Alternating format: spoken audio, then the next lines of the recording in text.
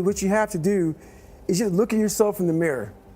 We are always, a lot of us are waiting for this magical thing to happen and fix our lives.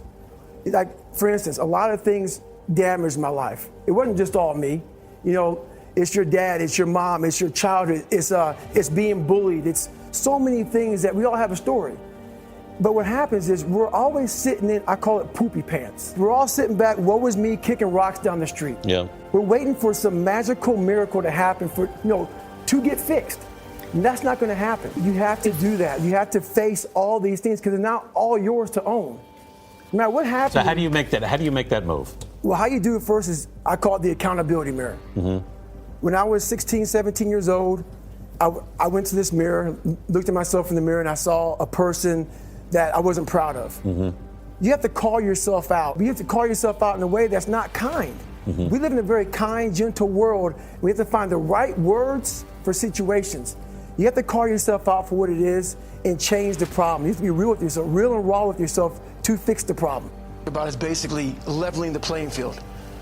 So I had to first work on myself, and that worked with the accountability mirror, and stop blaming everybody for my issues. As a person that I became obsessed. I became obsessed with being the baddest motherfucker that God ever created. Am I that? I don't care. I believe it. And I was trying to tell him, once you become obsessed with something, obsessed, it's okay to be unbalanced for a while. It's okay. Don't be all this stuff people say, you gotta be balanced. To be the best in the world at what you do. It's not about being a Navy SEAL, people. The best at what you do, you have to be unbalanced to find every bit of fucking energy and strength that you have to pull it off. Then you get balanced once you become great. And then you help other people become better from you being the best in the world.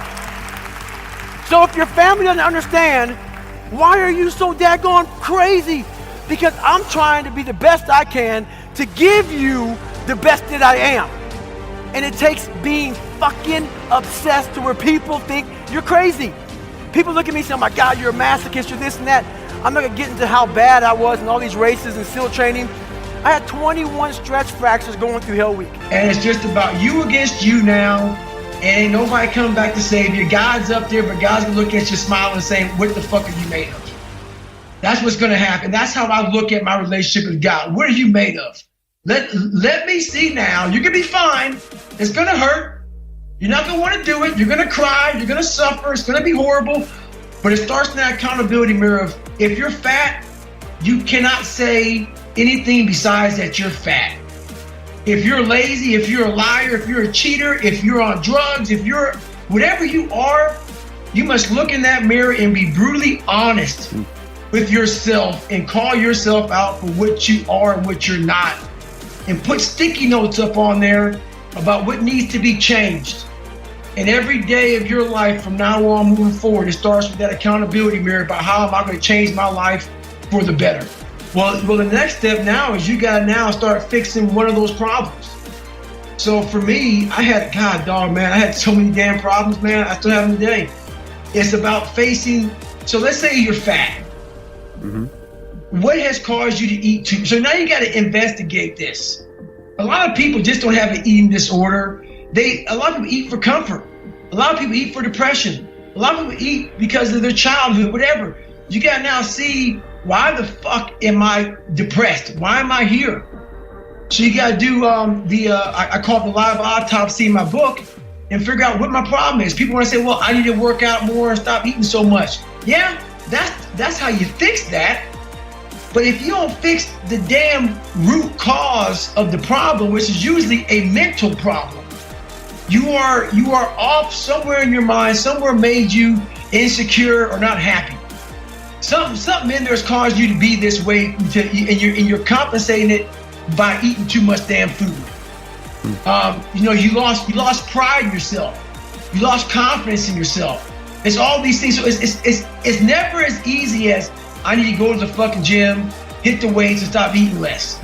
That may solve it for a second, but is it a permanent fix? I'm about doing permanent fixes so then you can move on. And it starts with being self-aware, with being able to detach. Because if you can't detach from yourself, then you can't see yourself. And so people ask, how do you detach from yourself? How do you learn to do that? And a good drill for this is try to imagine the way other people see you and what other people are thinking of you. And then you start thinking about, what do your friends and family think? What do they see? What do they hear? And so the question becomes, how well do you represent yourself? What shortfalls do you have? Now, when you first start looking, it's like you're looking at an overgrown lawn.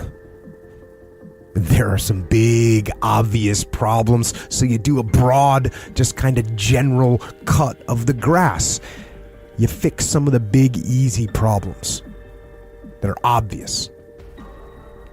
And once you've done that, once you've gotten rid of some of those big, obvious problems, you notice some more detailed problems. So then you handle them. And once you've got those handled, you see even smaller and more detailed issues, so you start trying to fix them. And that's what you do with yourself. You continually detach, and then you look, and then you refine, and then you detach, and then you look, and then you refine, and then you detach, and then you look, and then you refine. That's what you do. That's how you get better. And that process doesn't stop. It can't stop, because if you stop refining, then the weeds grow back, and the next thing you know, you can't see yourself anymore. And when you can't see yourself anymore, when you stop looking at yourself, then you accept anything. And that's wrong. Don't accept the faults. Don't give yourself the benefit of the doubt. You've got to be your own harshest critic. And hold the line.